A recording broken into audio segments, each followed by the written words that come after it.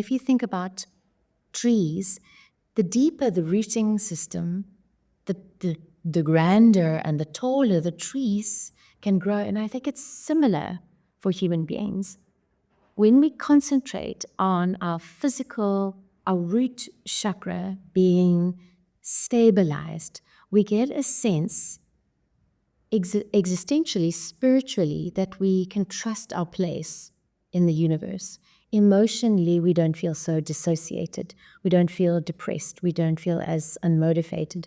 Physically, we don't feel fatigued or erratic, or as though our immune system isn't strong. And so I think that aspect, which kind of leads into the spiritual kind of precept of loneliness, is what is a challenge, really, because we're lacking the embodiment piece, or have lacked, or reversing into the embodiment piece in our spiritual evolution. There was a real emphasis through the 70s and 80s about going into higher realms, the more etheric aspect of our beingness, into meditative states and bliss states. And I think this is where the confusion around aloneness has come, that if we can connect to all that is around and up and outside of us, that we'll feel okay. But I think what my experience has been in my own life and with clients is that the deeper we can feel into our humanness and into our grounding and to our relationship with the earth and ourself, the easier that transition up and out and into bliss states is, but the less we feel disconnected from everything. So does that mean that if we are able to, I know I'm probably just making this, simplifying it quite a bit, but does that mean that if we're able to connect with ourselves and connect with the earth and just be more grounded in us, that we won't feel lonely?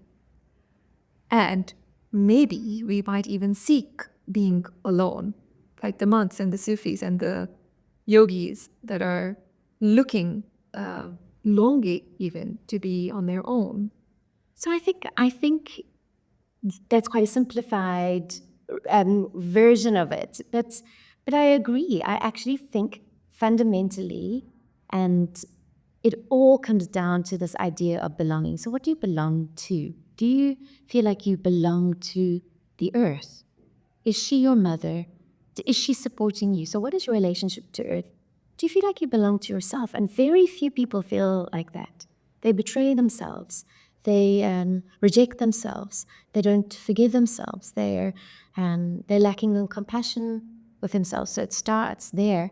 And then it goes out to, well, who do I want to be in my relationship with other people? And I think with the beautiful Indian and Sufi and Eastern masters who came to the West, they probably culturally already had a sense of tribe and family. It's very different, I think. They might even have felt a bit too suffocated or enmeshed within the relationship of their family and needed to, extrude themselves from that context in order to find their own sovereignty and truth. I just want to go back to this thing that you said about connection to the self. To me, this is such an abstract concept. What does this mean? What does it mean when you say you're like abandoning yourself or you're betraying yourself? I think, what does it look like internally if you're not doing that anymore? Or what would you stop doing? Does that make sense? But I think that's it's such an important question, isn't it? Because we can often throw out these psychotherapeutic pop psychology phrases like you just need to love yourself, you need to create personal self-care, more self-love. But you're right, what does it really mean? And I think that people can perceive the way that they are with themselves by the actions that they take.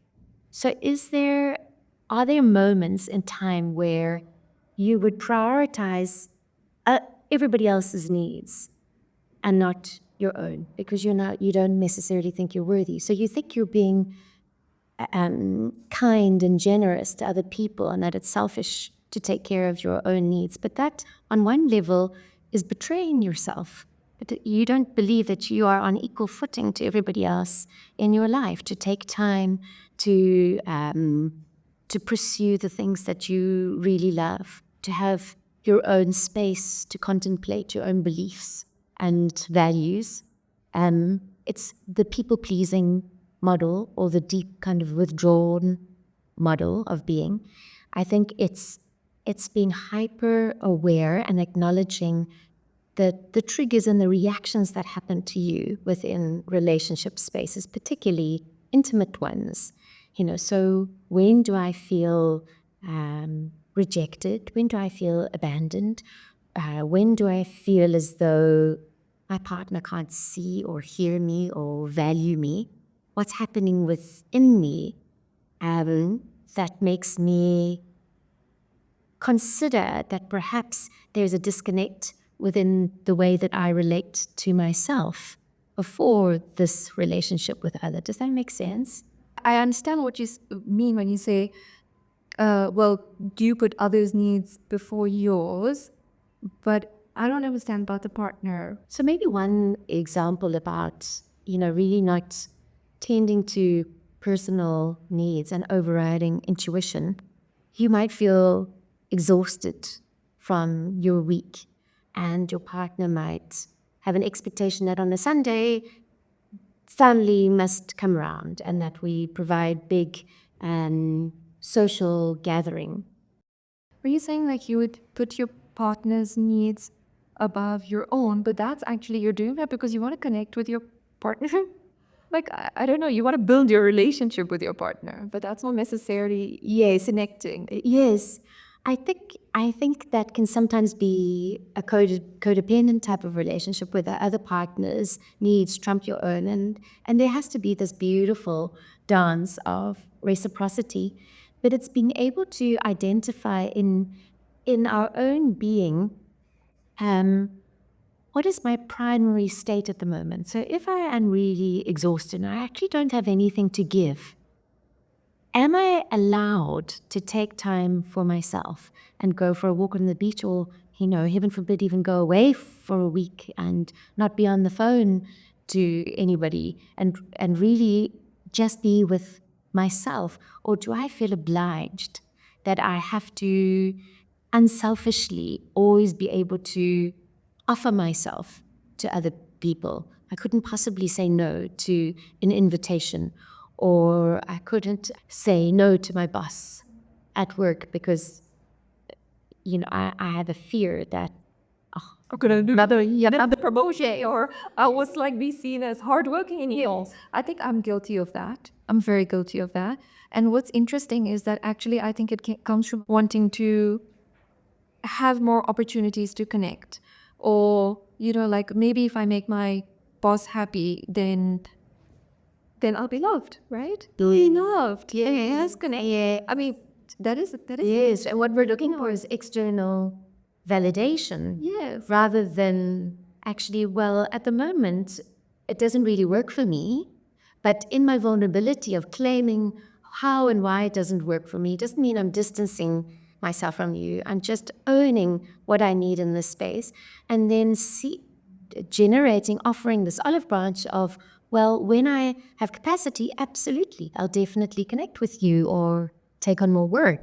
So I have some challenges with that. One is that I struggle to disappoint other people. Like if, like, let's say I said no to you, and I can see, and I mean, I struggle quite a bit. Maybe I should talk about exactly what right now. But like, let's say I say no to you, like you asked me to do some work and I say no to you, and I see your disappointment in your face. I feel like I have failed, like I have done something, like I've wronged you. Yes. And that feeds back into the early fragmented part that wasn't allowed to say no and wasn't allowed to disappoint. But if we can get to a place of saying, oh, I can see that's really disappointing for you, and I'm sorry, because I'm not going to kind of put words in your mouth, but is it because you feel overburdened, or why do I pick up the sense that you're feeling disappointed? That actually then enhances the intimacy connection, because that person then has permission to say, oh, you know what, I actually wasn't feeling disappointed. I was just feeling insecure that I couldn't do it by myself. And now we've created a different energetic bond. Intimacy, realization, yes, yeah, vulnerability. Vulnerability. And I like this kind of phrase of intimacy, intimacy. So you can see into my inability at the moment to be able to please you, although I really want, or to be present at this function because I'm too tired, or whatever it might be. And in that way, I give you permission to be vulnerable too in this space. But you would have to be speaking to somebody else who's emotionally mature enough to do that. Whereas I find that most people that you would connect with or meet, or, most people that you may call your friends, may not be at that place yet where if I say to you, I can see that's disappointed you, they might just say, no, it hasn't. And that's it, stop that. So just from a very practical perspective, I'm thinking that would be a challenge that people might. Yeah, and I don't disagree with that. Although potentially you're supporting in the germination of a training process there. So they might initially fend it off because in their fragmented self, they weren't ever allowed to admit to be weak. But maybe in the next interaction, they might be a little bit more vulnerable.